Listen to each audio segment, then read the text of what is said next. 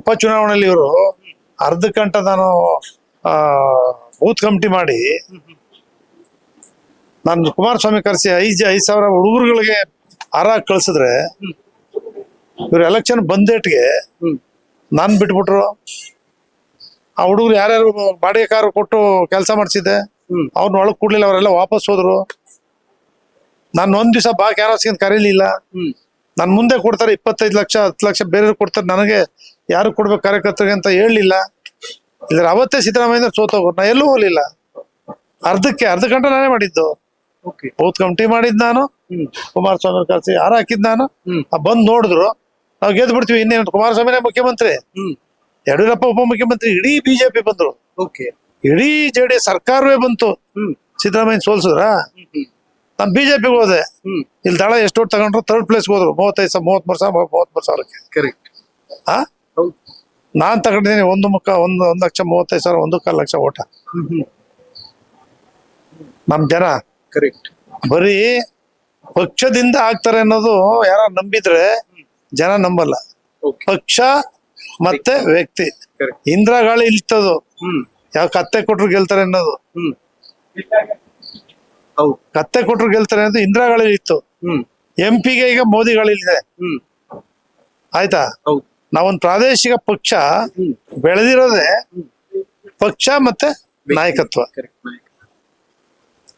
ಎರಡು ಇದ್ರೆ ಮಾತ್ರನೇ ಗೆಲ್ಲೋದು. ಪಕ್ಷದಿಂದ ಗೆದ್ದು ಬಿಡ್ತೀವಿ, ಪಕ್ಷ ಟಿಕೆಟ್ ಕೊಟ್ಟರೆ ಗೆದ್ದು ಬಿಡ್ತದೆ, ಅದು ಸಾಧ್ಯವಿಲ್ಲದಿರೋ ಮಾತು. ನಾವು ಇಲ್ಲಿ ನಾಯಕರು, ಸಾಮೂಹಿಕ ನಾಯಕತ್ವ. ಈಗ ದೇವೇಗೌಡರಿಗೆ ಲಾಸ್ಟ್ ಆಯ್ತು. ದೇವೇಗೌಡರ ಜೊತೆಲೂ ಕೂಡ ಎಲ್ಲಾ ನಾಯಕರುಗಳು ಇದ್ರು ಅವತ್ತು. ಸಿದ್ದರಾಮಯ್ಯ, ಸಿಂಧ್ಯಾ, ಇಬ್ರಾಹಿಂ, ಬೈರೇಗೌಡ, ಎಲ್ಲರೂ ಎಲ್ಲ ಲೀಡರ್ಸ್ ಜೊತೆಲಿದ್ದು ದೇವೇಗೌಡರಿಗೆ ಗೆದ್ದು ಮುಖ್ಯಮಂತ್ರಿ ಆದ್ರು. ಈ ರೀತಿ ಪಕ್ಷ ಕಟ್ತಕ್ಕಂತ ಸಂದರ್ಭದಲ್ಲಿ ನಾವು ನಾಯಕರುಗಳನ್ನ ಕೂಡ ಆಯಾ ಭಾಗದಲ್ಲಿ ಜನರು ದಿನ ಕೆಲಸ ಮಾಡೋರು ಯಾರು, ದಿನ ಕೆಲಸ ಮಾಡೋರು ಅವ್ರಿಗೆ ಓಟ್ ಹಾಕ್ತಾರೆ 50%. ಇನ್ 50% ರೈತರ ಕಾರ್ಯಕ್ರಮ ಕೊಡ್ತಕ್ಕಂಥದ್ದು ಯಾರು, ನಾಯಕರು. ಮುಖ್ಯಮಂತ್ರಿ ಯಾರು ಆಗ್ತಾರೆ ಈ ಪಕ್ಷದಲ್ಲಿ, ಅವ್ರು 50%. ಎರಡು ಕೂಡಿದ್ರೆ 100% ಆಗೋದು. ಈಗ 49 ಬಂದೇಟಿಗೆ ರಿಸಲ್ಟ್ ಬರಲ್ಲ, 51 ಬರ್ಬೇಕು. ಈ ದಿಕ್ಕಲ್ಲಿ ನಾಯಕರುಗಳು ಯೋಚನೆ ಮಾಡಬೇಕು. ಯಾರೇ ಆಗ್ಲಿ ಆಗೋಯ್ತು.